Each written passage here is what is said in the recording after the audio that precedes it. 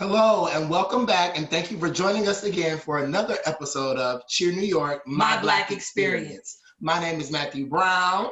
And I'm Abby Jones-Corbin. And today we have with us the lovely Zaccary Belliveau, also known as Inita D. Hello, patrons and everyone else, and the people that support my drag. Yeah, I'm a man today, but yeah, I'm Zaccary. I'm a part of Cheer New York for 6 years collectively. And I'm normally a back spot, but when I'm really feeling my oats and my gay fantasy, I'm a flyer. But I'm really heavy and tall, so it doesn't happen often. Okay, so we're gonna jump into these questions with you. Yeah. So how did you get started in cheerleading? Okay, so I watched Bring It On in high school, and I was like, I really want to be a cheerleader, but my high school cheerleading team sucked. So then I got to college, and I met a former teammate on Cheer New York before he was on Cheer New York, and he was like, hey girl, there's this like gay cheerleading team. They're super cool. They do like non-for-profits. They raise money for like communities. They do community service. They raise money for other people and other organizations. We should do it. And I was like, well, I don't have any experience doing cheer, but I'm totally down because I want to live my like East Compton Clover's fantasy, honey. Okay.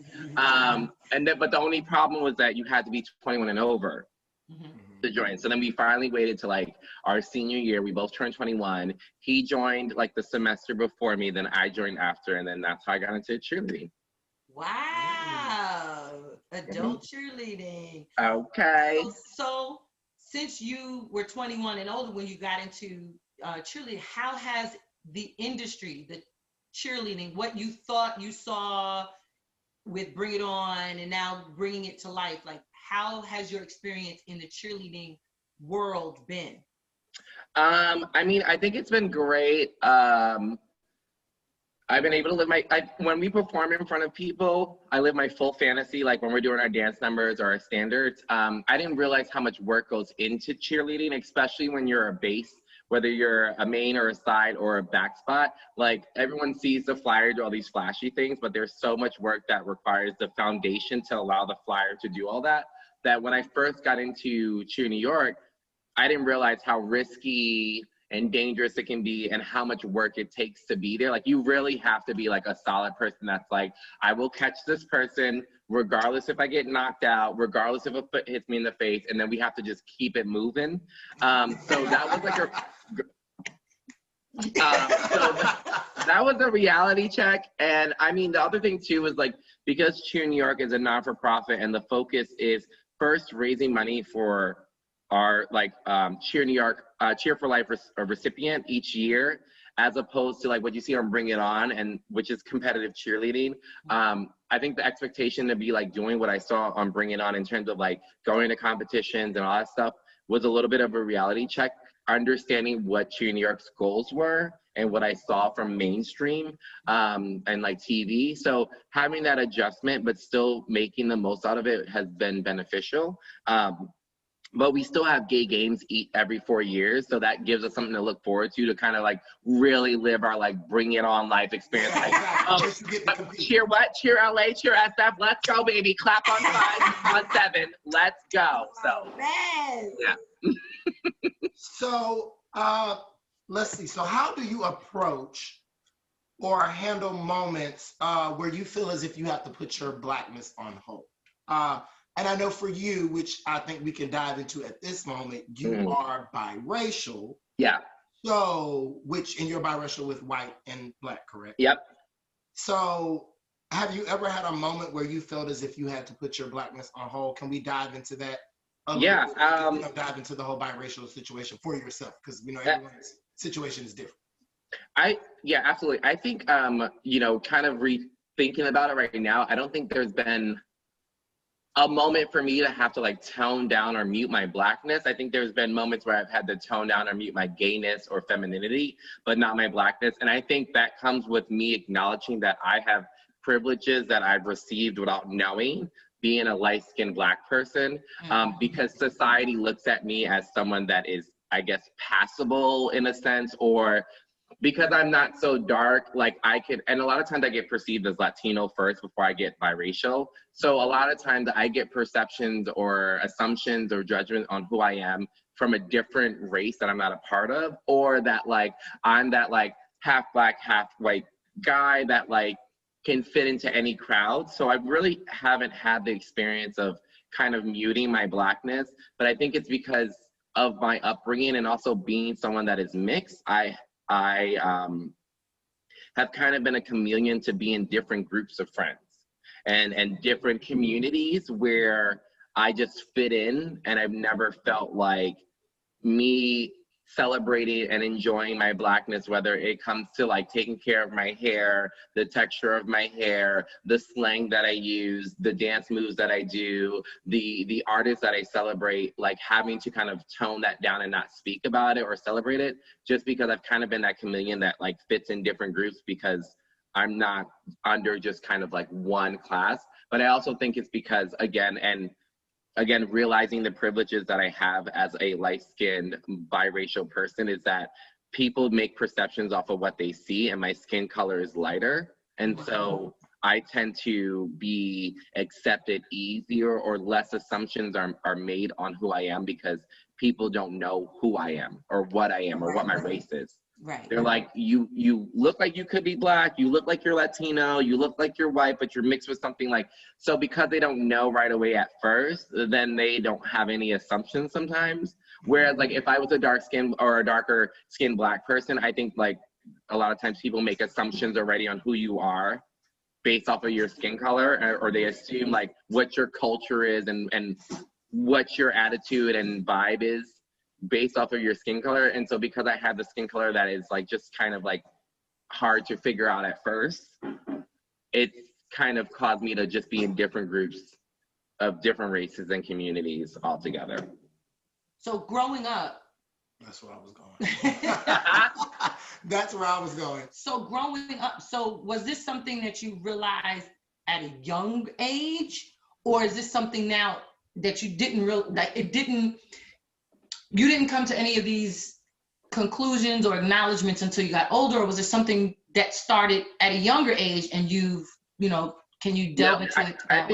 I think it's definitely been recent of realizing the privileges that have come with. And I don't want that to be a privilege no more. And I think we all wish for like the same equal treatment and judgment regardless of our skin color, but the facts are the facts, and let's be real. I'm a light-skinned person, and in the Black community, it's been celebrated that being light-skinned is what's beautiful and accepted and all that stuff. Like, you're passable. Right. You know what I mean? So I think I didn't realize that I had kind of that privilege until the past maybe like 2 or 3 years, and especially during Black Lives Matter movement, of kind of like retracing my steps and seeing like, hearing the stories of my other like people of color, brothers and sisters, especially Black people, brothers and sisters, and hearing their stories of like being stopped, being judged, people crossing the street from them, these different stories. I had to reflect, and I was like, have I ever experienced those things? And like, I realized that I haven't. But I didn't realize that I had those privileges growing up because it was just so norm for me to just fit in wherever I fit in. That I didn't have experiences of feeling kind of excluded or feeling that racial tension between what my races were and what I represent and other people. And also, where was this? Where did you grow up? I grew up in Yonkers in Westchester County. Oh. I grew up mostly in downtown Yonkers, so that's very heavily influenced by like Bronx, because the Bronx is right after it if you go further down. And it's heavily populated by people of color. And even in my high school was majority people of color and a lower percentage of people that were white. So, for me, the reason I didn't realize the privileges that I had was because I was around people of different ethnicities, whether they be Black, Latino, Asian, or like South Pacific or anything. So I was always kind of like in these different groups, and I just felt it was the norm for me to be involved with these different groups because I didn't experience any kind of like setback from being a person of color. But then when as getting older, and then you kind of like finally get a chance where your patrons and your friends are sharing their experience and you hear these stories and they are of the same race as you, when you don't have those same stories, you have to like take a moment to reflect and be like, well, I've never gone through that. Like, I've never gone through being stopped by a police officer and then being checked automatically. Or I've never gone through like people crossing the street because they feel endangered by my presence. How come I haven't gone through that? And the first thing I acknowledged was like, well, the people that have been saying this story are people that are Black, but darker skinned than I am. And, you know, and then I'm like, okay, well, maybe that has something to do with it. And then I kind of like go back and I'm like, well, is that skin color and the range of our skin color is what separates our life experience? And I think that has been what has happened. And then it definitely plays a part. And then I realized that those are privileges that I had that I didn't realize I had, because I was kind of not ignorant to the matter, but just like, this was the norm for me. Like, I didn't have, right. You know, if it didn't happen, it didn't happen. Right. And I have like more negative experiences of being gay than I do than of being Black. Interesting, yeah. So yeah, that's the shit, girl. It's crazy. So growing up, just to touch on this a little more. So being that growing up, and you said you grew up in an area that was majority people of color, how was the dynamic between mother and father and you knowing, you know, like that you were a Black man? Because if I'm not mistaken, your father is Black and your mother is white. Right. So how did mom handle that with, you know, being a white woman, having a Black son and growing up around people of color? How was that interaction? I think, so for me, like just giving you family background, I grew up mostly with my mom. By the time I was born, my dad and my mom were separated. My dad was not really in my life growing up, but from time to time I would, through, like custody visits and stuff, like I would be with him for a weekend or whatever the case is. But I mostly grew up with my mom. So even though she is a white woman from Canada, this woman's from the North. She sounds on the phone like she's from the South, and she cooks food, and she is like well and down into like the African American culture. She cooks soul food, like she loves R&B and hip hop. Her favorite, like Method Man from Wu-Tang Clan is like, I'm telling you. And when I tell you she is Snow White, she is Snow White. But, so growing up with her, it's kind of ironic. It's like I didn't grow up with my dad who's Black, but I was always still involved in the Black culture. My mom, who was also white, so she would express her experience being a white woman attracted to a Black man, being someone in one race attracted to another race, and how growing up and dating someone of a different race like came with the stigma, the judgment on both races of like, oh, you're dating a Black person, and the Black community being like, oh, you're dating a white chick, like why are you doing that? Like, you know, she would express that to me, but I didn't get growing up the experiences that my dad went through being a Black man in America. You know, so I didn't have that knowledge, and I didn't get a lot of that knowledge until recently, especially during this whole like pandemic and the Black Lives Matter movement, when I had like some really tough, uncomfortable, but productive conversations with my mom, where she was like, yeah, your dad, like, he would get stopped by the cops and get jumped by them. He would get this and get that. And I was like, you know, I didn't hear this growing up. Like, you didn't share this experience. You shared your experience dating someone Black, but you didn't share the experience of my father being a Black man in America, you know? And I kind of wish I would have known that when I was younger, because then I would understand more of a part of my culture and the struggles that they face and be able to relate, at least because I have a family member going through that. Gotcha. You know? Yes. And so that was my upbringing. I knew more about the fact that like I was different because I was a product of two different races that on both sides have some form of racism to each other or some form of tension to each other, which again, like we can understand where the tension comes from. But I understood that. I didn't really understand the Black male experience in America until like the past, like, honestly, year and a half of hearing the stories from my mom about my dad. And I haven't heard any experiences from my dad because, again, growing up, he didn't raise me. And then two, he passed away 2 years ago. Right. So during this whole movement, you know, I would kill and would love to like have a conversation with him now because I feel like I would be able to learn a lot more of his upbringing and understand more of like his experience to help me be better open-minded and better empathetic, but also understanding a part of my culture. Yeah. Right. Yeah. Yeah. That's your history. That's and we all deserve to know. Yeah. Yeah. Wow. I didn't even think about it that way. Like when you just said that, because I remember when that happened to you. We were teammates at the time. I remember when it happened. And as we've spoken with other people before you, a lot of, like you said, the history or understanding, firsthand experience, knowledge being passed down from, generation to generation. That way you're not, like you said, now it feels different because you did not realize it happened because they did not explain it to you. But let me hip you to something about older generations. They didn't like to share much. Yeah. And I'm being honest. It's on a need to know basis. We that is true. At least I grew up in a time. You were to be seen and not heard. Stay in a child's place. When we're having adult conversations, you need to leave the room. Oh, absolutely. But then I can still hear my mom talking. Even when it comes down to medical stuff, my family had, when you go to the doctor now, the first thing they ask you is for your medical history. Your family's right. And I used to go in there and be like, oh, my family's fine. Because no one told me anything. Exactly. Yeah. And that's equivalent to, oh, nothing ever happened, in the Black Lives Matter movement or in the 60s.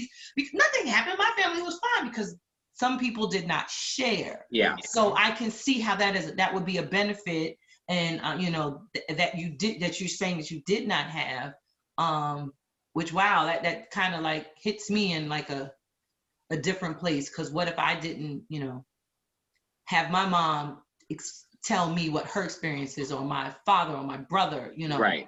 I mean, I think, and like, I don't know if this might be a question coming up, but again, I can also only correlate my experience as a person of color and being Black to also my experience of being gay, which has been kind of very different of being an openly gay person in this community, as opposed to being someone that is a biracial, light-skinned Black person. But I think the reason also why my mom was so open about being a white woman dating a Black man and giving me a lot of her life experiences was because I came out.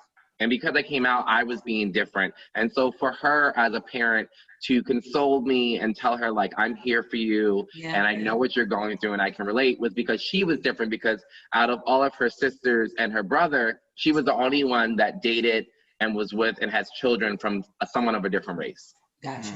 So because she was like the black sheep, no pun intended, but like the black sheep of the family, she's like, I know what you're going through in this aspect of being different because I was different in my family. And that allowed her to share her experiences of being a white woman dating a Black man. I don't know if she would have been as open if I was to be a straight biracial man.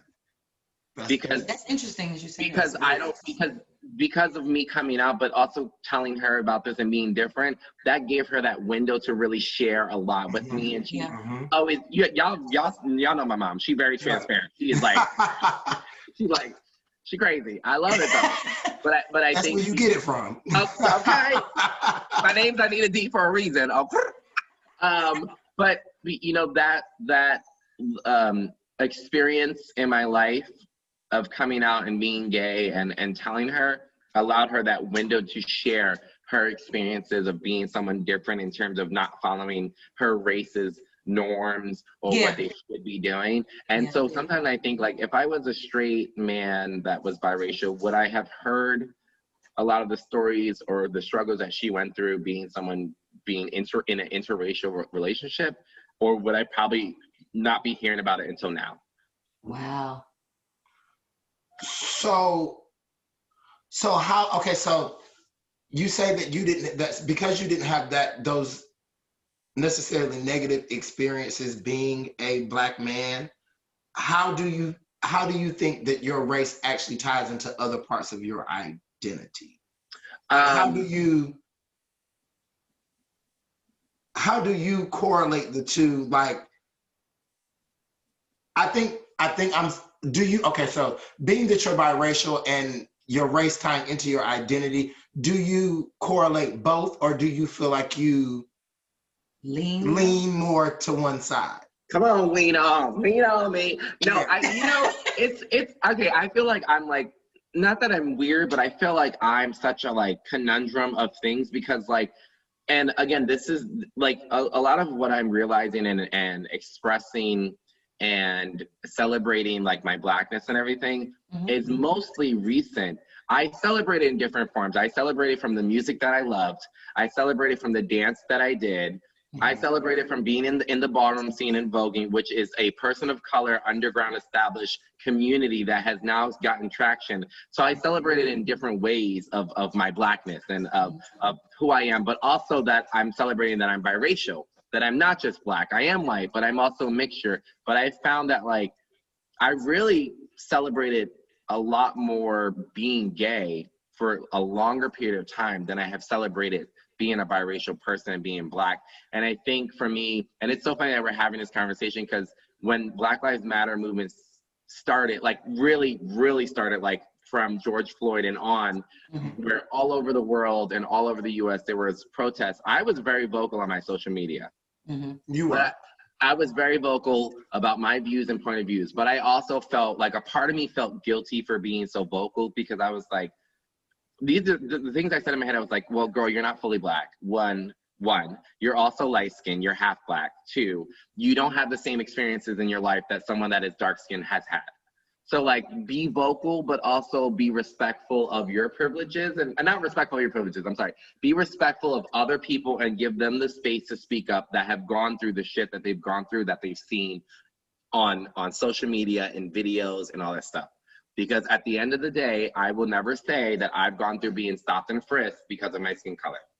And I can never say that, you know? So again, that was with me coming into understanding my privilege. But then because of this movement, which is great because you have time to self-reflect, especially being stuck at home, you ain't got nothing but time to reflect.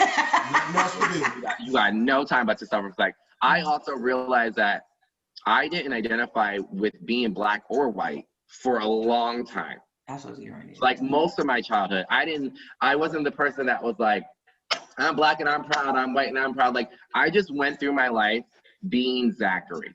Right. And you know, I think the beauty of it was that because I didn't identify with, I mean, I would tell people I'm black and white all the time because they would always ask me like, what are you mixed with? And like, I'm Irish, French, Canadian, African American, and Cherokee. A whole thing. But you know, it wasn't like that was it. After that part, I just kept it moving. I was Zaccary. I also like was in groups of friends that were from several different backgrounds. You know, like I was hanging out with the Filipinos in high school. I didn't speak Tagalog. I was still hanging out with them. I was hanging out with like my gay friends. I was hanging out with my black friends, my Latino friends, my mixed friends, my white friends. So I really like, you know, because of this whole movement and everything, I realized that like, I didn't identify with either race. Like I didn't lean to the right, I didn't lean to the left. I maybe had more experiences of the black culture because one, again, like I told you, my mom, white as snow, but like black in the soul.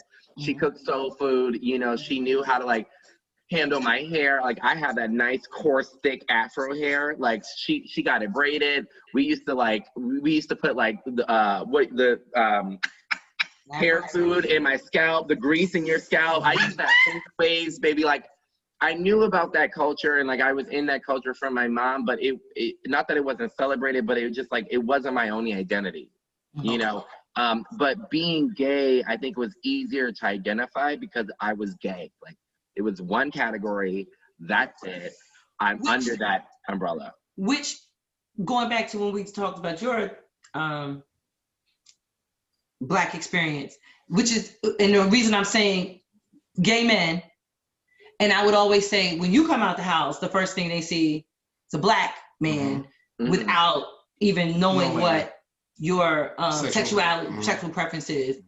But you're now saying you came out the house, gay was what it was. You understand what I'm saying? Like, they would eventually get to ask you, you know, what are you mixed with, or are you Latino, are you mixed or whatever. But you're saying what you showed your identity was, I am a gay man. Yeah. And everything else was kind of just It was always No, like orientation for me was first, and then Right. ethnicity was second. Was second. was right. second. Right. Which is funny because, like you said, for most of us, it's the opposite. Opposite. But I have to say, in the time of knowing you, I think that you, and this is just a personal opinion, I think you identify a little more, not identify, I don't think identify is the right word, because I can't tell you how you identify. Lean. That Lean. You're you, because to me, when I first met you, even though it was like, is he? And then when you opened your mouth, it was like, child, she black. That's what, and I think that you, do you see what I'm trying to say? Like you, no, it's true. I think that it's there more, that it shows more than what you think it does. But see, I get what he's saying. It's not, that's not what he's trying to be. Correct. Like you're not said, trying. You are Zach. Right. Correct. And that's what you personify. That's what comes out. It was the same thing with me. I was like, girl, please, Zach. And that's it. And I'm gonna be honest, I was this year old when they told me that you were mixed, black and white. Really? It was this year during this experience when we were having different discussions with leadership and personal about we were, when you're trying to figure out who, how many black members you have in a group. Right. And they were and they was like, and Zach, and I was like, ooh. Word, like, because, and I'm not that type of person. I'm not looking going, okay, that's like, that wasn't what I meant. Like, I have to pick it out. But because it was Zach, I was just Zach. I needed D. That's just my, zhuzh. And even like what Matthew said, listening to you or how you present yourself, I could figure that out kind of, sort of, but I'm not going to assume. And so it was, it was just, that's just Zach. So, that, like we said, that's just different experiences. You knew inside who you are, for yourself who you are. And that's not something you have to show. But I wanted to, in that same vein, I wanted to touch back on something you said where you were saying during this time of Black Lives Matter movement, and you on your social media, you were making, you were voicing your opinion, you were voicing who, what you believe. And let me tell you something, don't ever apologize for being who you are and standing up for what you believe in. Regardless of whether you've never been through something as a black man, mixed man, whatever. Because you're still a black man. You're still a black man because as history has told us, and we said this before on one of our others, if it ever came to a time where we had to go back in time, or these crazy people bring these things back up that they used to, once you had one drop, oh yeah, you black. Period. So that's what I'm saying. When I heard you say that, don't ever apologize for the fact that you are standing up for a part of you or all of you, or a piece of your culture. You don't have to apologize to anyone. You can say what you need to say and believe in what you need to believe in, and make it known. And you don't, like we say, we're not here to educate other people, but just to talk about our own experience and give you this opportunity to share and feel and in a safe space of who you are and what and what you've gone through or not gone through. And as a mother of a black young man, I'm glad that you hadn't had to have that personal experience. Right.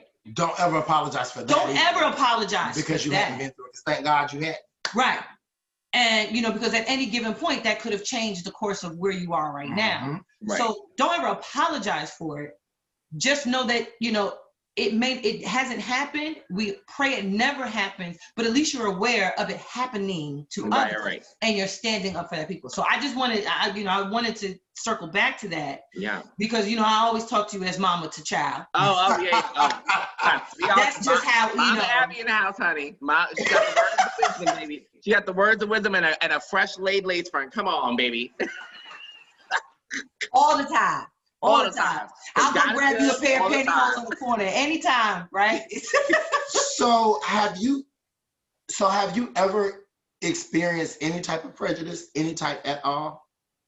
I haven't experienced any prejudice on a racial aspect. Never. And maybe if I have, it could have been behind my back, like That where you I didn't wasn't know. given an opportunity, but I didn't know is that reason.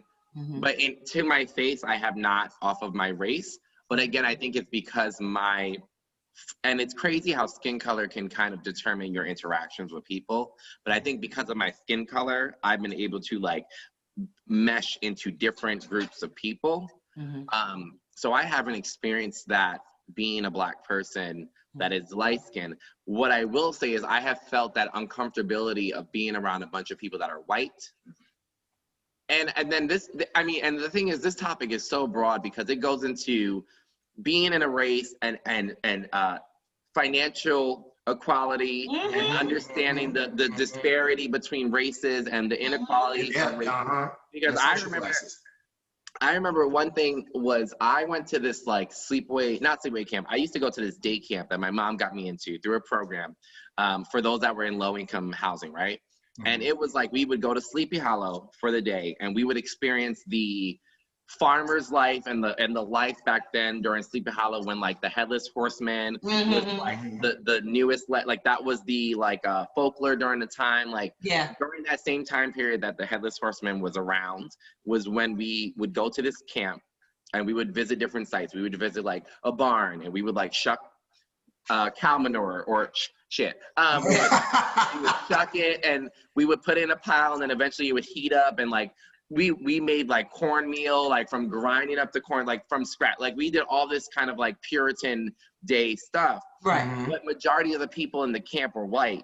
And I remember like being with them and like lunchtime would come and they all had these expensive lunch boxes with these extravagant meals. And I'm over here with like a Lunchable that was like $2.99 that my mom got through food stamps, which I don't bash it. I'm thankful for my mom giving me the opportunity, but I felt the money difference of being around all these white people, like white kids. Their topics of conversations was nothing I was talking about. They're talking about their house. My words are my apartment. They're talking about their backyard. My words are like the playground. Yeah. Like that had the sandbox with the mattress that everyone learned how to flip on. Like that was my upbringing. So at least you had a mattress. We were flipping over onto the concrete, but it's okay. Oh no! Well, once they learned how to, I didn't flip. I watched and then we play tag. I always watch. I was like, I'm not flipping. That's dirty. I'll sit right here. But you know, like I felt the disproportion. And I couldn't help but notice that like all the kids that were talking about all these things that were like of money and like a richer living or like a mid-income to high-income living, they were all white. And it was like me and two other like people of color. There was one Latin kid and there was one Black girl. And all three of us had the same conversation in the same language. Like we spoke about playgrounds, apartments, food stamps, like all those different like hand-me-downs. And like the group of the kids that were all white, we're talking about houses, cars, cell phone, this, that, you know. So that was kind of like an eye-opening experience of like seeing that there is differences in money, but also like there is the socioeconomic, how that ties into the socioeconomic and so, racial demographics, all of that. Where we came from. Yeah, but I've never experienced because of my race any prejudiceness. Again, like I said, it's which I think is an experience to share itself, that like everyone's Black experience is not the same, and like I'm proof of that as well. Like, you know, we all have our own experiences and we all kind of realize the privileges like I have realized that I have being a light-skinned Black person. But it's just like in the same vein, who has inspired you to be proud of your racial identity? I think honestly, just like my friends, like my friends, people like artists that are Black, that have succeeded and made a name for themselves and been proud of who they are. You know, my friends that are either 100% Black or like they fully identify as Black, or are dark skinned that are unapologetically Black. Like, you know what I mean? Like, those are the people that inspire me to be like, okay, bitch, we about to fuck up this fucking two-step. We about to do a little soul train, okay, we about to twerk right now. We about to get up in all these moves, honey. We gonna do an electric slide and call it a day, and we still gonna have our cornbread and mac and cheese and be happy about it. And I'm still gonna take care of these little naps and make sure that they are laid for donation. Like, you know what I mean? Like, hearing that conversation, hearing that language, and seeing the pride in what used to be looked down upon. Like, I mean, you just take hair texture.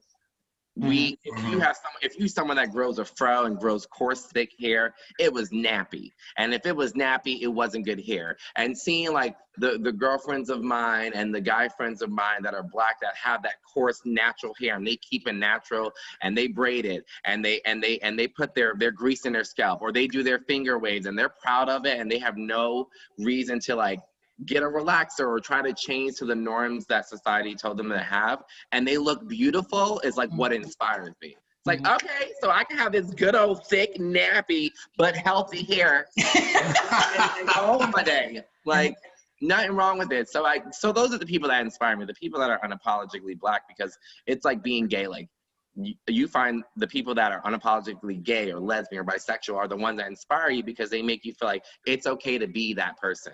It's okay to identify with it, and if they don't like it, screw them. Which is why representation matters. Representation matters. Representation matters always. So, when was the first time that you would say you experienced joy in being a Black man? Oh my God. Oh.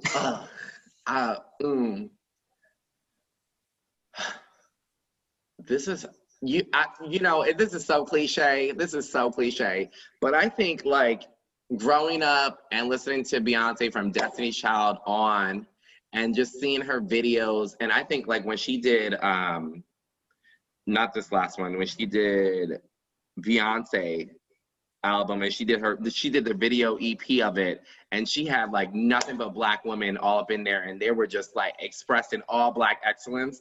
Like, I was like, yep, I'm Black, bitch, let's go. Like, I'm here for it, you know what I mean? And it's sad because that's not that long ago. That's very current. And it's not that I wasn't happy to be Black.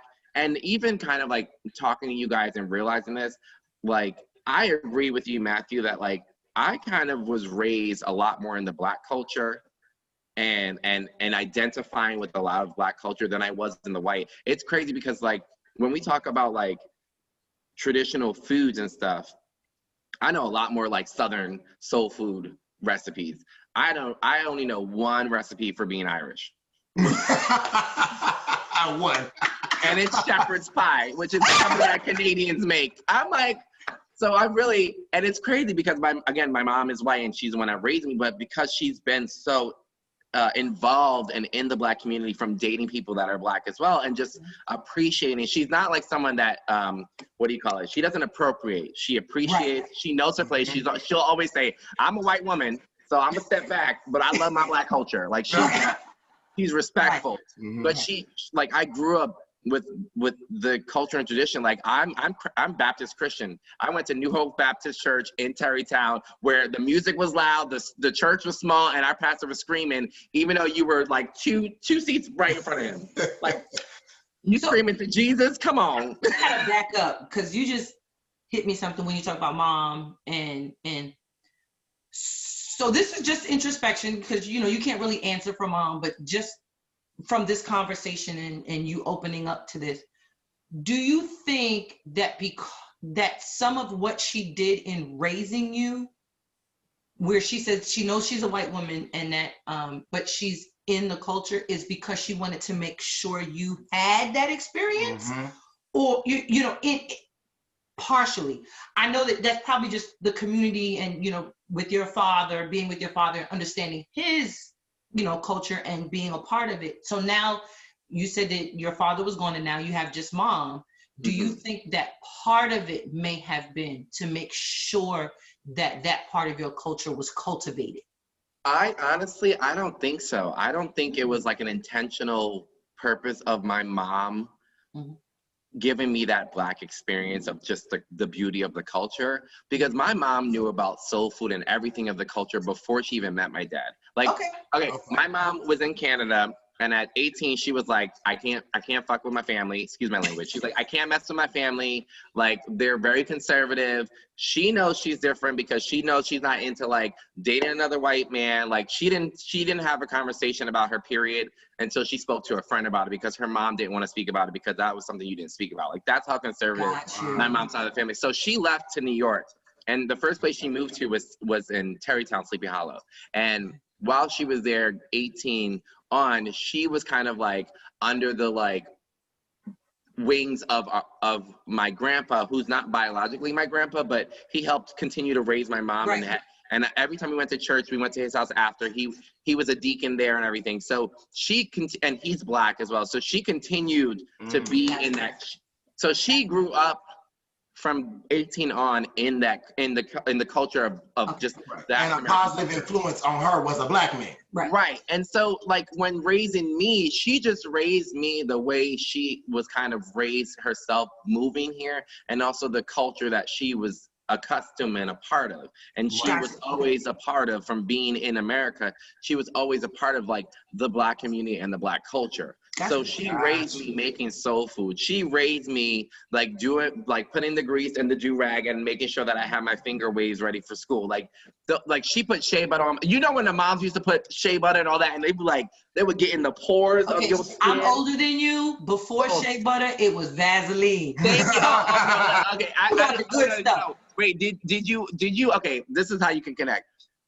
This one, I don't even know if this is a white or black thing, but when you were sick, did you give your kids Vaseline to like eat a little bit of it to make sure that they cleared out? Because that's what my mom did. I've heard of that.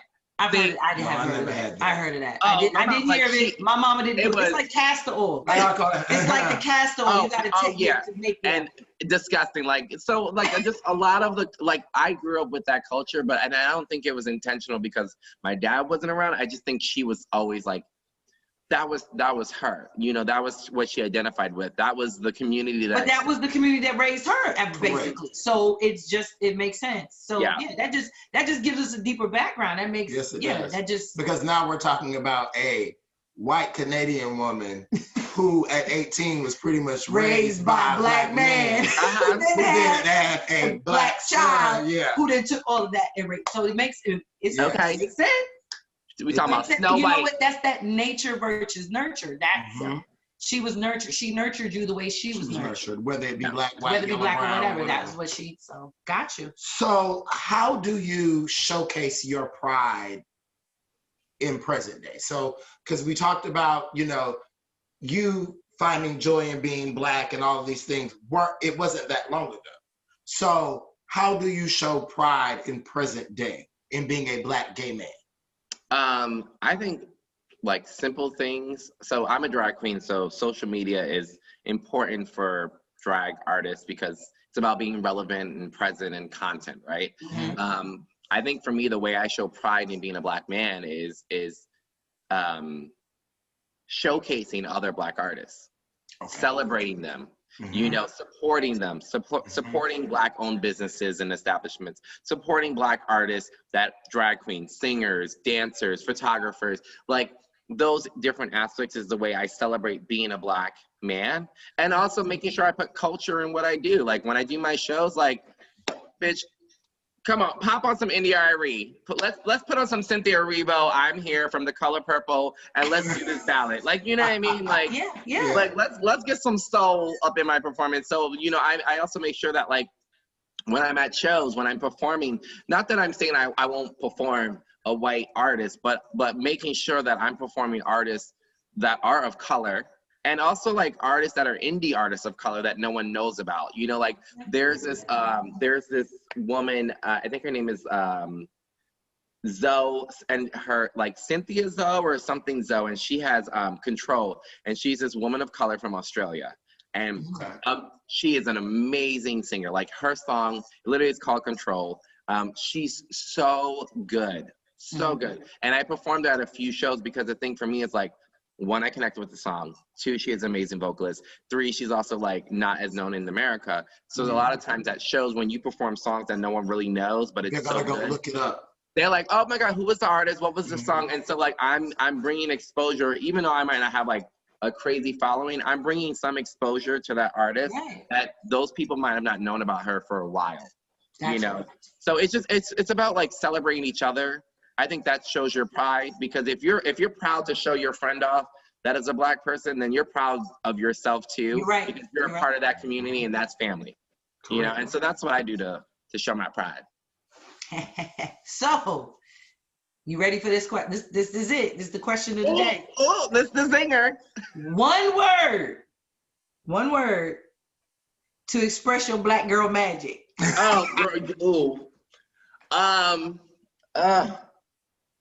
I would say resilient. Oh, okay, we hadn't got that. No, we hadn't got that. No, we hadn't got that. We keep getting some good words. Did you cheat? Did you know that was the question before we did it? No. I might have been prepped a little bit. Resilient. That makes sense. Why?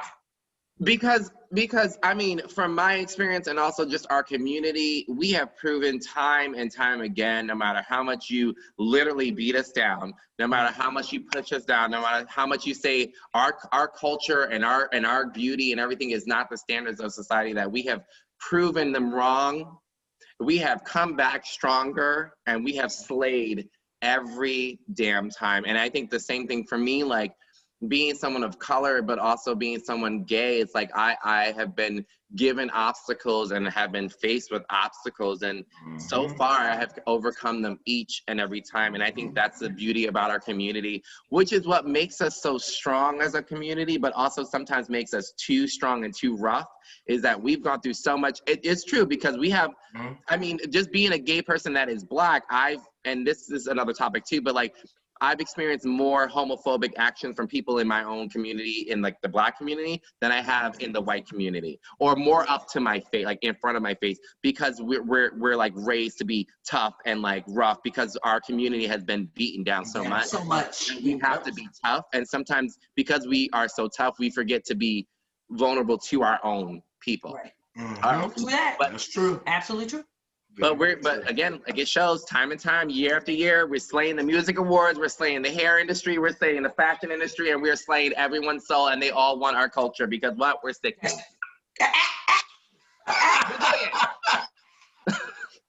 Tell the truth, shame the devil. Yes.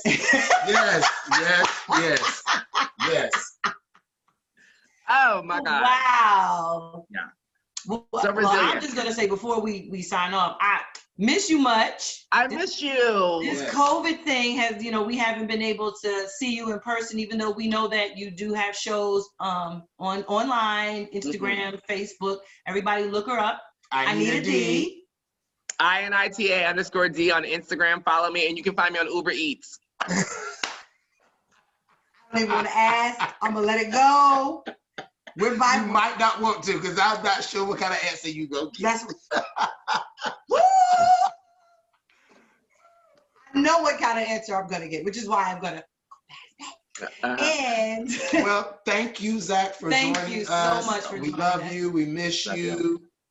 Thank you to everyone for continuing to watch and support us. Please continue to share all the episodes, and we will see you again here for another episode of Cheer New York, my Black experience.